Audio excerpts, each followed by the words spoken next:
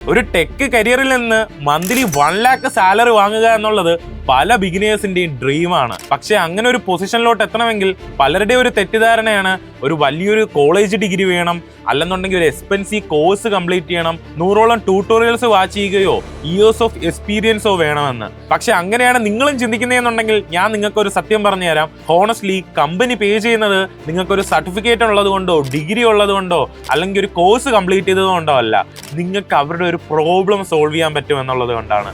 നിങ്ങൾ പഠിച്ചിട്ടുള്ള ടെക്നിക്കൽ സ്കില്ലും ടൂൾസും അല്ല വേറെ എന്തൊക്കെ യൂസ് ചെയ്ത് നിങ്ങൾക്ക് അവരുടെ ഒരു പ്രോബ്ലം മനസ്സിലാക്കുകയും അതിനെ സോൾവ് ചെയ്യുകയും ഈ സോൾവ് ചെയ്യാൻ നിങ്ങൾ ക്രിയേറ്റ് ചെയ്ത കോഡ് നിങ്ങൾക്ക് പ്രോപ്പർലി എക്സ്പ്ലെയിൻ ചെയ്യാൻ പറ്റുന്നുണ്ടോ, ടീമുമായിട്ട് പ്രോപ്പർലി കമ്മ്യൂണിക്കേറ്റ് ചെയ്ത് വർക്ക് ചെയ്യാൻ പറ്റുന്നുണ്ടോ, ഇതിലൊരു റിയൽ വേൾഡ് ഇഷ്യൂ വന്നാൽ നിങ്ങൾക്കത് പ്രോപ്പർലി ഹാൻഡിൽ ചെയ്യാൻ പറ്റുന്നുണ്ടോ എന്നാണ്. അതുകൊണ്ട് തന്നെ ഞാനിന്ന് ഈ വീഡിയോയിൽ നിങ്ങൾക്ക് പറഞ്ഞു തരാൻ പോകുന്നത് ഒരു കൺഫ്യൂസിങ് റോഡ് മാപ്പ് അല്ല.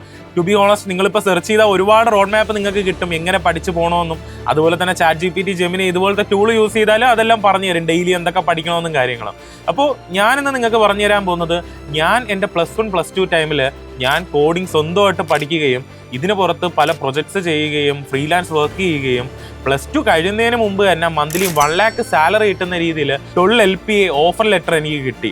അപ്പോൾ ഞാനപ്പം വരുത്തിയ കുറേ മിസ്റ്റേക്സും പല ടൈമിൽ കൺഫ്യൂസ് ആയിട്ടിരിക്കുകയും പല കാര്യങ്ങളും ചെയ്തിട്ടുണ്ടായിരുന്നു. ഇതിൻ്റെ എല്ലാം എൻഡ് ഓഫ് ദ ഡേ എനിക്ക് മനസ്സിലായ ഒരു കാര്യമുണ്ട്, നമ്മൾ കമ്പനിക്ക് യൂസ്ഫുൾ ആവുമ്പോഴാണ് കമ്പനി നമുക്ക് കൂടുതൽ സാലറി തരുന്നത്. അപ്പോൾ എങ്ങനെ നമുക്ക് യൂസ്ഫുൾ ആവാം, അതിനുവേണ്ടി ഞാൻ മനസ്സിലാക്കിയ ഒരു 4 വഴിയുണ്ട്. അതാണ് ഞാൻ ഇന്ന് ഈ വീഡിയോയിൽ നിങ്ങളുമായിട്ട് ഷെയർ ചെയ്യുന്നത്. പിന്നെ ഇതിൽ 4ാമത്തെ സ്റ്റെപ്പാണ് മോസ്റ്റ് ഇമ്പോർട്ടൻറ്റ്. കാരണം ഒരുപാട് ടെക്നിക്കൽ നോളജ് ഉള്ള പലരും ഫെയിൽ ആവുന്നത് ഈ 4ാമത്തെ കാര്യം അറിഞ്ഞുകൂടാത്തത് കൊണ്ടാണ്. അതുകൊണ്ട് വീഡിയോ അവസാനം വരെ കാണുക. It's me Jobin Selvanose. Welcome to Brototype.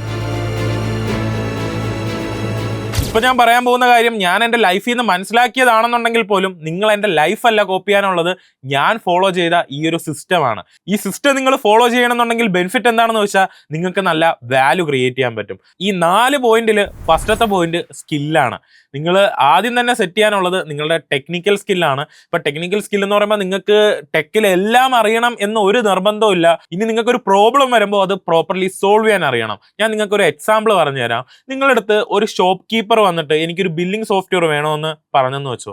അപ്പോൾ ഒരു ബിഗിനർ ആണെന്നുണ്ടെങ്കിൽ യൂഷ്വലി എങ്ങനെയാ ചിന്തിക്കുക, അയ്യോ എനിക്ക് ഈ ഡേറ്റ എവിടെ സ്റ്റോർ ചെയ്യണമെന്ന് അറിയത്തില്ല, ഇതിനെങ്ങനെ ഇൻപുട്ട് എടുക്കണമെന്ന് അറിയത്തില്ല, ഔട്ട്പുട്ട് എങ്ങനെ കൊടുക്കണമെന്ന് അറിയത്തില്ല, ഇങ്ങനെയുള്ള ടെക് കാര്യങ്ങളായിരിക്കും ചിന്തിച്ചിരിക്കുക. പക്ഷേ ഈ ബേസിക് കോഡൊക്കെ പഠിച്ച് കുറച്ച് സ്കില്ലൊക്കെ ഉള്ളവർ ചിന്തിക്കുന്നത് എങ്ങനെയായിരിക്കും, എന്തൊക്കെ ഡേറ്റ ആയിരിക്കും ഷോപ്പ് കീപ്പർ കസ്റ്റമറിനെ കുറിച്ച് എൻ്റർ ചെയ്യുക, അതുപോലെ സ്റ്റോക്കിന്റെ എന്തൊക്കെ ഡേറ്റ എൻ്റർ ചെയ്യുന്നുണ്ടായിരിക്കും, ഇത് എന്ത് പ്രോബ്ലം ആണ് സോൾവ് ചെയ്യണത്, ഇങ്ങനെ ചിന്തിച്ചിട്ട് പിന്നെ ആയിരിക്കും ടെക്നോളജിയിലോട്ട് കടക്കുക. ഇങ്ങനെ നമ്മൾ ഓരോ ചെറിയ ചെറിയ പ്രോബ്ലംസ്, ഇപ്പൊ മൈന്യൂട്ട് ആയിക്കോട്ടെ, ഇപ്പൊ നമ്മൾ ജസ്റ്റ് ഒരു സ്ക്രീനിൽ ഹലോ വേൾഡ് എന്ന് എഴുതി കാണിക്കണതായിക്കോട്ടെ, ജസ്റ്റ് നമ്മൾ ഇങ്ങനെ ഓരോ ചെറിയ ചെറിയ കാര്യങ്ങൾ ചെയ്യുമ്പോൾ നമുക്കൊരു വിന്ന് കിട്ടും. ബിഗിനേഴ്സിന് വേണ്ടത് ഗൂഗിളിനെയൊക്കെ ഞെട്ടിപ്പിക്കുന്ന വലിയൊരു ആപ്ലിക്കേഷൻ തന്നെ ഇനിഷ്യലി ബിൽഡ് ചെയ്യണമെന്നില്ല. ഇങ്ങനെ ഓരോ ചെറിയ ചെറിയ ഓരോ സോഫ്റ്റ്വെയർ ബിൽഡ് ചെയ്യുമ്പോൾ കിട്ടുന്ന ഒരു സന്തോഷമുണ്ട്, അതാണ് ഏറ്റവും വലുത്. അപ്പോൾ ബേസിക്സ് എന്തായാലും സെറ്റ് ആക്കണം. പലരും ചെയ്യുന്ന ഒരു മിസ്റ്റേക്ക് ആണ് ബേസിക്സ് സെറ്റ് ആക്കാതെ ആദ്യം തന്നെ full stack development, cloud, block chain ഇങ്ങനെയുള്ള ടെക്നോളജിയിലോട്ട് കയറും. അവിടെ വരുന്ന പ്രശ്നം എന്താണെന്ന് വെച്ചാൽ ഇന്റർവ്യൂസിലൊക്കെ കയറി എന്തെങ്കിലും ബേസിക് കൺസെപ്റ്റ് ഇന്റർവ്യൂ ചെയ്യുന്ന ആൾ ചോദിച്ചാൽ അത് നമുക്ക് അറിയത്തില്ലായിരിക്കും, അവിടെ ഫ്രീസ് ആയിരിക്കും. അപ്പൊ ഇനി നമുക്ക് വേണ്ടി കോഡ് ചെയ്ത് തരുന്ന കാലമാണ്. അപ്പൊ നമ്മൾ എന്റെ അടുത്ത് എന്താണ് ചെയ്യണമെന്ന് പറഞ്ഞ് നമുക്ക് തിരിച്ച് കോഡ് തരുന്നു, നമ്മളത് വർക്ക് ചെയ്ത് നോക്കുന്നു.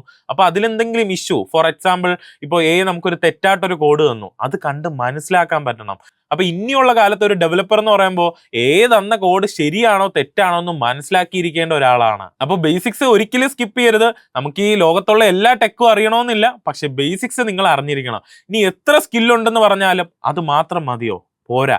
അവിടെയാണ് നമ്മുടെ സെക്കൻഡ് പോയിന്റ് വരുന്നത്. കമ്പനീസ് നമ്മുടെ അടുത്ത് സ്കില്ലുണ്ടോ എന്ന് ചോദിക്കുന്നു, ഞാൻ സ്കില്ലുണ്ടെന്ന് പറയുന്നു, അതിന് പുറത്ത് പ്രൂഫ് എവിടെയാണ്?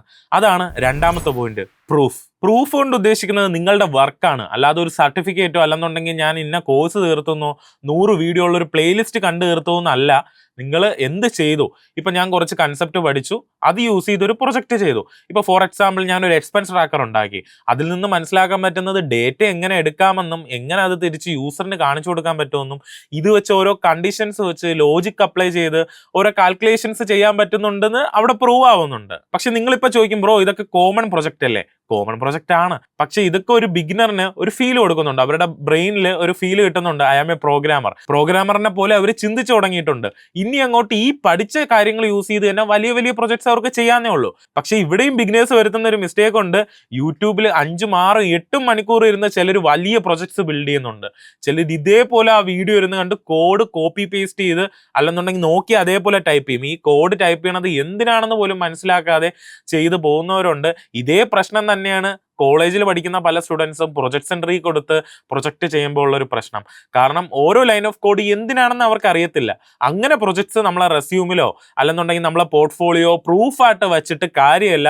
കാരണം അത് ജസ്റ്റ് ഡെക്കറേഷൻ ആണ്. നമ്മുടെ അടുത്ത് എങ്ങനെയാണ് ഇത് വർക്ക് ചെയ്യണത്, ഈ ലൈൻ ഓഫ് കോഡ് എന്തിനാണ് എന്ന് ചോദിച്ചാൽ ഈവൻ ആ പ്രൊജക്ട് ചെറുതായാൽ പോലും അത് പ്രോപ്പർലി എക്സ്പ്ലെയിൻ ചെയ്യാൻ പറ്റുകയാണെന്നുണ്ടെങ്കിൽ നമ്മുടെ വാല്യൂ അവിടെ ഇൻക്രീസ് ആവുകയാണ്. അവിടെയാണ് മൂന്നാമത്തെ പോയിന്റിന്റെ ഇമ്പോർട്ടൻസ് വരുന്നത്, വിസിബിലിറ്റി. ഇവിടെയാണ് പല ടാലന്റഡ് ഡെവലപ്പേഴ്സും ഡിസപ്പിയർ ആയി പോകുന്നത്. കാരണം അവരൊരു പ്രൊജക്ട് ചെയ്തു പ്രൂഫായിട്ട്, ഇത് അവരുടെ കമ്പ്യൂട്ടറിൽ മാത്രം കിടന്നിട്ട് കാര്യമുണ്ടോ? ഇതിപ്പോ ആരും കാണുന്നില്ലെന്നുണ്ടെങ്കിൽ അങ്ങനെ ഒരാൾ അവിടെ ഇല്ല എന്നത് തന്നെയാണ് നമുക്ക് മനസ്സിലാക്കാൻ പറ്റുന്നത്. ഇങ്ങനെ വിസിബിലിറ്റി ക്രിയേറ്റ് ചെയ്യാതെ മിസ്റ്റേക്ക് വരുത്തുന്ന പലരും പറയുന്ന ഒരു പ്രോബ്ലം ആണ്, എനിക്ക് ഓപ്പർച്യൂണിറ്റി വരുന്നില്ല എന്ന്. എങ്ങനെ ഒരു ഓപ്പർച്യൂണിറ്റി നമ്മളെ തേടി വരും ഇങ്ങനെ ഒരാൾ എക്സിസ്റ്റ് ചെയ്യുന്നില്ല എന്നുണ്ടെങ്കിൽ? നമ്മൾ ആക്ച്വലി എക്സിസ്റ്റ് ചെയ്യുന്നുണ്ട്, നമ്മളെ പ്രൊജക്റ്റ് നമ്മുടെ കയ്യിലുണ്ട്, ഇത് റിയൽ പ്രൂഫും ആണ്. പക്ഷെ ഇത് മറ്റുള്ളവരെ കാണിക്കണം, കാണിച്ചാലേ കാര്യമുള്ളൂ. അപ്പൊ നമ്മൾ ഈ കോഡൊക്കെ സ്റ്റോർ ചെയ്യാൻ പറ്റുന്ന ഗിറ്റ്ഹബ് പോലത്തെ പ്ലാറ്റ്ഫോം ഉണ്ട്. അതിൽ കോഡ് സ്റ്റോർ ചെയ്യാം, പ്രൈവറ്റ് ആയിട്ട് സ്റ്റോർ ചെയ്യാം, പബ്ലിക് ആയിട്ട് സ്റ്റോർ ചെയ്യാം. അപ്പൊ നമ്മൾ ഇതുപോലത്തെ ചെയ്യുന്ന സാമ്പിൾ പ്രൊജക്ട്സ് ഒക്കെ പബ്ലിക് ആയിട്ട് നമ്മൾ സ്റ്റോർ ചെയ്യണം. അതിന് കുറച്ച് സ്റ്റാൻഡേർഡ്സ് ഒക്കെ ഉണ്ട്, എങ്ങനെ നമ്മൾ അതിൽ നല്ല ഭംഗിയായിട്ട് കാണിക്കാമെന്നും എങ്ങനെ നമുക്ക് ഓരോ പ്രൊജക്റ്റും നല്ല വൃത്തിയായിട്ട് ടൈപ്പ് ചെയ്ത് ഷോക്കേസ് ചെയ്യാന്നൊക്കെ ഉണ്ട്. അങ്ങനെ ഓരോന്നും ചെയ്യുന്നതിനെ പറ്റി ഒരുപാട് വീഡിയോസ് യൂട്യൂബിൽ തന്നെ നിങ്ങൾക്ക് സെർച്ച് ചെയ്താൽ കിട്ടാവുന്നതാണ്. ഇനി ഇതിന് പുറത്ത് നമ്മൾ ഡെവലപ്പേഴ്സിന് ഒരു പ്രൊഫഷണൽ സോഷ്യൽ മീഡിയ പ്ലാറ്റ്ഫോം വേണം. അതായത് എല്ലാവർക്കും ഇൻസ്റ്റഗ്രാം ഉള്ളതുപോലെ നമുക്കൊരു പ്രൊഫഷണൽ സോഷ്യൽ മീഡിയ ആയ ലിങ്ക്ഡിനിലെ അക്കൗണ്ട് വേണം.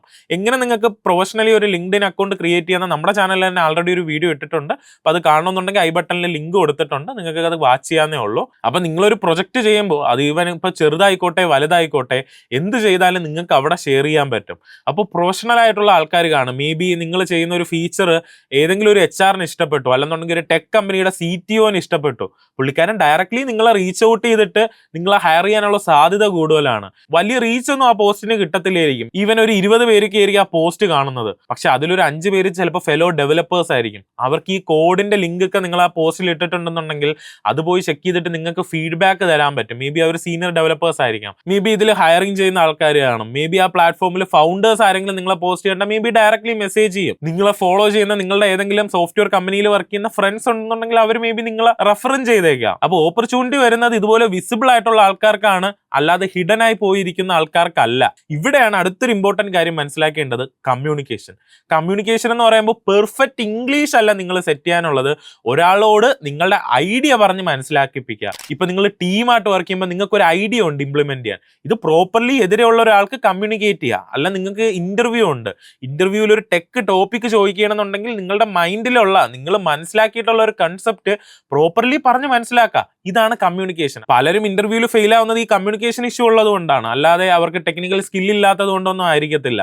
അതുകൊണ്ട് തന്നെയാണ് നമ്മളെ പ്രോട്ടോടൈപ്പിന്റെ 12 month ഇന്റൻസീവ് കോഴ്സ് ആയിട്ടുള്ള ബ്രോ ക്യാമ്പിൽ നമ്മൾ ഡെയിലി സ്റ്റുഡൻസിന് കമ്മ്യൂണിക്കേഷൻ ആക്ടിവിറ്റി ഉള്ളത്. അവർ പല വെറൈറ്റി കമ്മ്യൂണിക്കേഷൻ കാര്യങ്ങൾ ചെയ്യുകയും ഇംഗ്ലീഷിൽ ട്രൈ ചെയ്യുകയും ഈവൻ സ്റ്റേജ് ഫിയർ ഉള്ളവർ പോലും ഓരോ ദിവസം ഓരോന്നായിട്ട് ട്രൈ ചെയ്ത് ഡെയിലി അത് ഇംപ്രൂവ് ചെയ്ത് കമ്മ്യൂണിക്കേഷനും മീൻ വെയിൽ അവർ സെറ്റ് ചെയ്യുന്നുണ്ട്. അപ്പോൾ നിങ്ങളും ഇതുപോലെ തന്നെ കോഡിങ് പഠിക്കുന്നതിൻ്റെ കൂടെ തന്നെ കമ്മ്യൂണിക്കേഷൻ ഇംപ്രൂവ് ചെയ്യാനുള്ള കാര്യങ്ങളും കൂടെ നോക്കാം. നിങ്ങളൊരു വലിയ പബ്ലിക് സ്പീക്കറിന്റെ ലെവലിലുള്ള കമ്മ്യൂണിക്കേഷൻ സെറ്റ് ചെയ്യണമെന്നും അല്ല പറയുന്നത്, പക്ഷെ നിങ്ങളുടെ ഐഡിയ എതിരെയിരിക്കുന്ന ഒരാൾക്ക് പറഞ്ഞ് മനസ്സിലാക്കുക. അപ്പോഴാണ് അവിടെ ഒരു കോൺഫിഡൻസ് ബിൽഡ് ആവുക, ഒരു ട്രസ്റ്റ് ബിൽഡ് ആവുക. ഈ ട്രസ്റ്റ് ആണ് നമുക്ക് ഓപ്പർച്യൂണിറ്റി ആയിട്ട് കൺവേർട്ട് ആവുക. ഇനി നാലാമത്തതും അവസാനമായിട്ടുള്ള പോയിന്റ് നോക്കാം, ഇന്റർവ്യൂ റെഡിനെസ്. നിങ്ങൾ ഇന്റർവ്യൂവിന് റെഡി ആയിരിക്കുക. പലരും ചിന്തിക്കുന്ന ഒരു കാര്യമാണ് ഈ ഇന്റർവ്യൂവിന് റെഡി ആവുക എന്നുള്ളത്. ടെക് എല്ലാം പഠിച്ചു കഴിഞ്ഞിട്ട് ഒരാഴ്ച ഇരുന്ന് 100 ക്വസ്റ്റ്യൻസ് കാണാപ്പാടം പഠിച്ചിട്ട് നമുക്ക് ഇന്റർവ്യൂവിന് റെഡി ആവാന്ന്. അങ്ങനെയല്ല, അതൊരു മിസ്റ്റേക്ക് ആണ്. നിങ്ങൾ ഫസ്റ്റ് പ്രൊജക്റ്റ് ചെയ്തു തുടങ്ങുന്നത് തൊട്ടേ ഇന്റർവ്യൂ റെഡി ആവണം. കാരണം എന്തിന് ഞാൻ ഈ ടെക്നോളജി പഠിക്കുന്നു, അല്ലെന്നുണ്ടെങ്കിൽ ഈ പ്രൊജക്റ്റിൽ ഞാൻ എന്തിന് ഈ ഒരു കാര്യം യൂസ് ചെയ്യുന്നു, എന്തിന് ഞാൻ ചെയ്യുന്നു? ഇങ്ങനെ പല ക്വസ്റ്റ്യൻസ് നമുക്ക് ഉണ്ടായിരിക്കണം. ഇത് മനസ്സിലാക്കി പോവാ. നിങ്ങളൊരു മിസ്റ്റേക്ക് ക്രിയേറ്റ് ചെയ്യുമ്പം എന്തുകൊണ്ട് ഈ മിസ്റ്റേക്ക് വന്നു, ഇത് എങ്ങനെ ഫിക്സ് ചെയ്യാം, ഇനി എന്തൊക്കെ ഞാൻ ഇമ്പ്രൂവ് ചെയ്യാനുണ്ട്, ഇങ്ങനെ ഓരോ മൈന്യൂട്ട് കാര്യങ്ങൾ നിങ്ങൾ ചിന്തിച്ചു തുടങ്ങാം. ഈ കാര്യങ്ങൾ നിങ്ങൾ ആൾറെഡി ചിന്തിച്ചാണ് പഠിക്കണമെന്നുണ്ടെങ്കിൽ you are on right track. അല്ലെന്നുണ്ടെങ്കിൽ ഇതൊക്കെ ഒന്ന് ചിന്തിച്ച് തന്നെ പഠിച്ചു പോവുക. കാരണം ഇന്റർവ്യൂ എടുക്കുന്ന എല്ലാവരും നോക്കുന്നത്, പേഴ്സണലി ഞാനും പല കമ്പനിക്കും ഇന്റർവ്യൂസ് എടുത്ത് കൊടുക്കാറുണ്ട്. അപ്പോൾ ഞാൻ ഈ മെമ്മറൈസ് ചെയ്ത് വരുന്ന ആൻസേഴ്സ് ഉണ്ടെന്നുണ്ടെങ്കിൽ മാക്സിമം ആ കാൻഡിഡേറ്റ്സിനെ ഒഴിവാക്കാറുണ്ട്. കാരണം നമ്മൾ ഇന്റർവ്യൂ കൊണ്ട് ഉദ്ദേശിക്കുന്നത് ഈ ഓപ്പോസിറ്റ് ഇരിക്കുന്ന വ്യക്തിക്ക് പ്രോപ്പർലി ചിന്തിക്കാൻ പറ്റുന്നുണ്ടോ. മേ ബി നമ്മൾ കൊടുക്കുന്ന ക്വസ്റ്റ്യൻ അവൻ ജീവിതകാലത്ത് ഇന്നേ വരെ കാണാത്ത ക്വസ്റ്റ്യൻ ആയിരിക്കും. അവന്റെ ഇന്നത്തെ എബിലിറ്റി വെച്ച് അത് സോൾവ് ചെയ്യാനും പറ്റത്തില്ല. അപ്പോൾ അവൻ മിണ്ടാതിരുന്നിട്ട് പോവുകയാണെന്നുണ്ടെങ്കിൽ നമ്മൾ റിജക്ട് ചെയ്യും. പക്ഷേ അവൻ പ്രോപ്പർലി ചിന്തിച്ച് എങ്ങനെയാണ് ഈ പ്രോബ്ലം സോൾവ് ചെയ്യണമെന്ന് ആ ഒരു അപ്രോച്ച് ഒക്കെ കമ്മ്യൂണിക്കേറ്റ് ചെയ്ത് പോവുകയാണെന്നുണ്ടെങ്കിൽ നമുക്ക് അവനെ എടുക്കാൻ പറ്റും. കാരണം കമ്പനീസ് നോക്കുന്നത് പ്രോപ്പർലി ചിന്തിച്ച് ഈ പ്രോബ്ലം എങ്ങനെ സോൾവ് ചെയ്യണമെന്നൊരു മെത്തേഡ്, അവന്റെ ഒരു തിങ്കിങ് പ്രോസസ്സാണ് നമ്മൾ യൂഷ്വലി നോക്കാറ്. എന്നിട്ട് ഇതിൽ എഫേർട്ട് ഇടുന്നുണ്ടോ, എന്താണ് അവന്റെ ഒരു തിങ്കിങ് പ്രോസസ്സ് എന്നുള്ള കാര്യങ്ങളൊക്കെ ആയിരിക്കും നമ്മൾ നോക്കുന്നത്. ഇതിന് പുറത്ത് ഇന്റർവ്യൂവിൽ നല്ല ഹോണസ്റ്റ് ആയിട്ട് സംസാരിക്കുകയും പറയുന്ന കാര്യങ്ങളോടുള്ള ക്ലാരിറ്റിയും, പിന്നെ ഈ ഒരു ബിഗിനറിന് ഇന്റർവ്യൂവിൽ എല്ലാം അറിയത്തില്ലെന്നുണ്ടെങ്കിൽ പോലും അവനൊരു ലേണിംഗ് എബിലിറ്റിയും അതിൽ എഫേർട്ട് ഇടാനുള്ള ഒരു മൈൻഡ് സെറ്റും ഉണ്ടോ എന്നാണ് പിന്നെ നോക്കുന്നത്. അപ്പൊ നമ്മളൊരു സ്റ്റോറി പറയുമ്പോൾ നമ്മൾ ഇന്ന കുറച്ച് ചെറിയ ചെറിയ പ്രൊജക്ട്സേ ചെയ്തിട്ടുള്ളൂ എന്ന് പറയുന്നതിന് പുറത്ത് ആ ഒരു സ്റ്റോറി കുറച്ചും കൂടെ വൈബായിട്ട് ഞാനൊരു ബിഗിനറായിട്ട് സ്റ്റാർട്ട് ചെയ്തു, സെൽഫായിട്ട് ഇന്ന കാര്യങ്ങളൊക്കെ പഠിച്ചു, ഇതിന് പുറത്ത് ഇന്ന പ്രൊജക്ട് ചെയ്തു, ഞാൻ മിസ്റ്റേക്ക് ഉണ്ടാക്കി, അത് ഇമ്പ്രൂവ് ചെയ്തെന്ന് പറഞ്ഞാൽ ലിങ്ക്ഡിനിൽ ഇങ്ങനെ പോസ്റ്റ് ചെയ്തപ്പോൾ പലരും എനിക്ക് ഫീഡ്ബാക്ക് തന്നു, അതിനനുസരിച്ച് ഞാൻ ഇമ്പ്രൂവ് ചെയ്തു, ഇപ്പൊ ഈ രീതിയിലാണ് പോകുന്നത്, ഇനി ഇന്ന കാര്യങ്ങളൊക്കെ എനിക്ക് പഠിക്കാൻ ഇൻട്രസ്റ്റ് ഉണ്ടെന്ന് കാണുമ്പോൾ കമ്പനീസ് ഫ്ലാറ്റ് ആവും. ഇതിന് പുറത്ത് ഒന്നും അവർ എക്സ്പെക്ട് ചെയ്യുന്നില്ല ആക്ച്വലി. അപ്പൊ ഇതുവരെ പറഞ്ഞ കാര്യം ഒന്ന് റീകണക്ട് ചെയ്യാം. സ്കില്ല് എന്നുള്ളത് നിങ്ങൾക്ക് എന്തെങ്കിലും ബിൽഡ് ചെയ്യാൻ പറ്റും എന്നുള്ളതാണ്. പ്രൂഫ് എന്നുള്ളത് നിങ്ങളുടെ സ്കില്ല് യൂസ് ചെയ്ത് നിങ്ങൾക്ക് പുറത്ത് കാണിക്കാൻ പറ്റുന്ന ഒരു വർക്ക് ക്രിയേറ്റ് ചെയ്യാൻ പറ്റും എന്നുള്ളതാണ്. വിസിബിലിറ്റി എന്ന് പറഞ്ഞാൽ നിങ്ങൾ ക്രിയേറ്റ് ചെയ്ത വർക്ക് 2-3 ആൾക്കാർ കാണുന്നതാണ്. ഇനി ഇന്റർവ്യൂ റെഡിനെസ് എന്ന് പറഞ്ഞാൽ നിങ്ങൾക്കൊരു ഇന്റർവ്യൂ വന്നാൽ അതിനെ കൺവേർട്ട് ചെയ്ത് നിങ്ങൾക്കൊരു ഓപ്പർച്യൂണിറ്റി ആയിട്ട് മാറ്റാൻ പറ്റുന്നതാണ്. ഇവിടെ ആക്ച്വലി കോഡിങ് മാത്രം ഉണ്ടായിട്ട് കാര്യമില്ലെന്ന് നിങ്ങൾക്ക് മനസ്സിലായല്ലോ.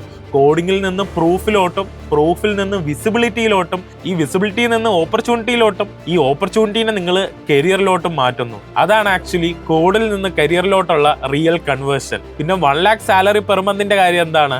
അതായിരിക്കരുത് നിങ്ങളുടെ ഫസ്റ്റ് സ്റ്റെപ്പ്. നിങ്ങളുടെ മൈൻഡിൽ ഉണ്ടായിരിക്കേണ്ടത് നിങ്ങൾ എങ്ങനെ വാല്യുബിൾ ആവാന്നാണ്. കാരണം നിങ്ങളുടെ ഫോക്കസ് സാലറി മാത്രമാണെന്നുണ്ടെങ്കിൽ മേ ബി നിങ്ങൾ ഫ്രസ്ട്രേറ്റഡ് ആവാം. നിങ്ങൾ ചിന്തിക്കുക എങ്ങനെ നിങ്ങളുടെ വാല്യൂ ഇൻക്രീസ് ചെയ്യാൻ പറ്റും. അപ്പോൾ ഈ സാലറിയും ഫിനാൻസും എല്ലാം നിങ്ങളുടെ പിറകെ തന്നെ വന്നോളൂ. നിങ്ങളിപ്പോൾ ഒരു ആബ്സല്യൂട്ട് ബിഗിനർ ആണ്, എവിടെ നിന്ന് സ്റ്റാർട്ട് ചെയ്യണം എന്ന് നിങ്ങൾ ചിന്തിച്ചിരിക്കുകയാണെന്നുണ്ടെങ്കിൽ നമ്മൾ റീസെൻ്റ് ആയിട്ട് കോഡ് ടു കരിയർ എന്ന് പറഞ്ഞ ഒരു ചലഞ്ച് ചെയ്തിട്ടുണ്ടായിരുന്നു. ഒരു 6 വീഡിയോ ഉള്ളൊരു ഫ്രീ വീഡിയോ സീരീസ് ആണ് യൂട്യൂബിൽ അവൈലബിൾ ആണ്. ഇപ്പം തന്നെ 20,000-ൽ അടുപ്പിച്ച ആൾക്കാർ ആ വീഡിയോ കണ്ട് കോഡിംഗ് പഠിച്ച് തുടങ്ങിയിട്ടുണ്ട്. ഒരുപാട് പോസിറ്റീവ് കമൻസ് നമുക്ക് അതിൽ കാണാൻ പറ്റും. ഇന്നേ വരെ കോഡിംഗ് ട്രൈ ചെയ്ത് മനസ്സിലാവാത്ത പലർക്കും അത് മനസ്സിലായി എന്ന് പറഞ്ഞ കമൻസ് ഒക്കെ നമുക്ക് കാണാൻ പറ്റി. അപ്പോൾ ഈ ഒരു സീരീസ് എല്ലാം അറിയാം എന്ന് വിചാരിച്ചിരിക്കുന്ന ആൾക്കാർക്ക് വേണ്ടിയല്ല. നിങ്ങളൊരു ആബ്സല്യൂട്ട് ബിഗിനർ ആണ്, അടുത്ത് ചെയ്യണം, പൈത്തൺ പഠിക്കണോ, കോഡിങ്ങിന്റെ ഫണ്ടമെന്റൽ ഞാൻ പഠിക്കേണ്ട ആവശ്യമുണ്ടോ, അങ്ങനെ ഡൗട്ടുള്ള എല്ലാവർക്കും ആ ചലഞ്ച് ഏറ്റെടുത്ത് ചെയ്ത് നോക്കാന്നേ ഉള്ളൂ. കോഡിങ് നിങ്ങളെ കൊണ്ട് പറ്റിയതാണോ എന്ന് അറിയാൻ പറ്റും. എൻ്റെ ഫസ്റ്റ് എപ്പിസോഡ് ഈ വീഡിയോ കണ്ടതിന് ശേഷം തന്നെ ഒന്ന് ചെയ്തു നോക്കുക. ആകെ 15 മിനിറ്റേ ഉള്ളൂ. ആ ഫസ്റ്റ് ആക്ഷൻ നിങ്ങൾ ഇപ്പം തന്നെ ഏറ്റെടുക്കുക. നമ്മൾ ഒന്നും ചെയ്യാതെ വീഡിയോ കണ്ട് ഇങ്ങനെ സ്ക്രോൾ ചെയ്ത് മോട്ടിവേഷൻ അടിച്ചിരിക്കുന്നതിലും നല്ലത് നമ്മൾ എന്തെങ്കിലുമൊക്കെ ചെയ്ത് നോക്കുമ്പോഴാണ്. അപ്പോൾ ഈ വീഡിയോ കണ്ടതിന് ശേഷം അതൊന്ന് ട്രൈ ഔട്ട് ചെയ്ത് നോക്കുക.